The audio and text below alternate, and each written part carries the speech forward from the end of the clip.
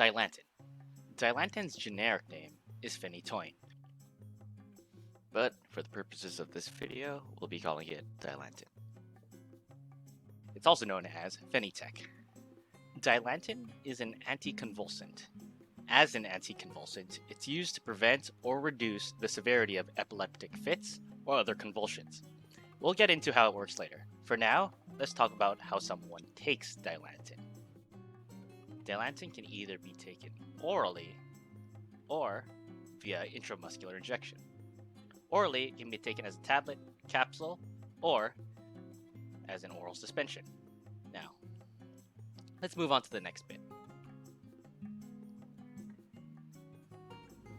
The normal dose for an oral solution is 1 teaspoon by mouth 3 times a day daily, not to exceed 25 milliliters.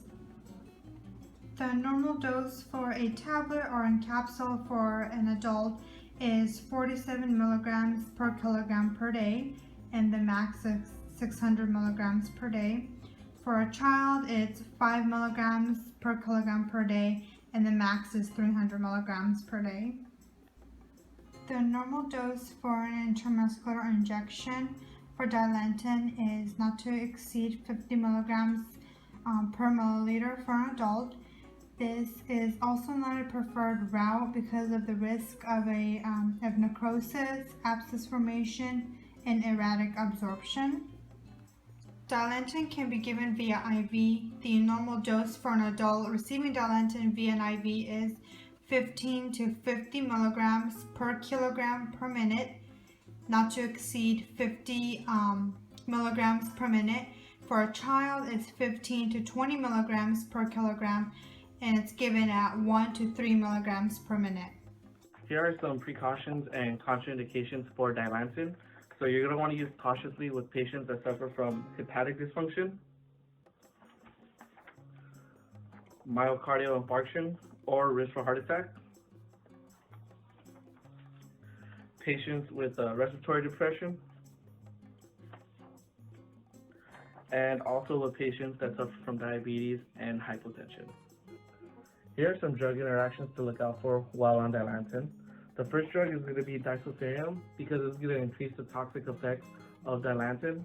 The second drug is going to be cyclosporine because it's going to decrease levels of cyclosporine and increase risks for rejection of organ transplants. And last is going to be atracurium because it's going to decrease effects of muscle relaxants. Here are some nursing considerations for Dilantin. It must be administered slowly. You're not going to want to go ahead and exceed 50 milligrams per minute while on IV. This is going to go ahead and decrease the risk of hypotension and cardiac arrhythmias with your patient. After drug administration, you're going to want to go ahead and assess the cardiac status of your patient. Now, let's talk about Dilantin's action. Now, the actual action of the drug is that it blocks the sodium channels on the neurons. Sodium can't get past, so that results in a slower rate of electrical impulses being sent from the brain. Since the rapid firing of electrical impulses is being slowed, this results in a decrease in involuntary convulsions that we'll see on the outside. Common side effects may include drowsiness, confusion, slurred speech, abnormal eye movement, or problems with balance or muscle movement. Call your doctor if you have slow or uneven heartbeats, chest pain, fluttering inside your chest, and dizziness. Any rash, no matter how mild, fever, chills, sore throat, swollen glands, swollen gums, mouth sores, easy bruising, unusual bleeding, purple or red spots under the skin, or any sort of liver problems, loss of appetite, upper stomach pain, dark urine, clay-colored stools, and jaundice, the yellowing of the skin or eyes.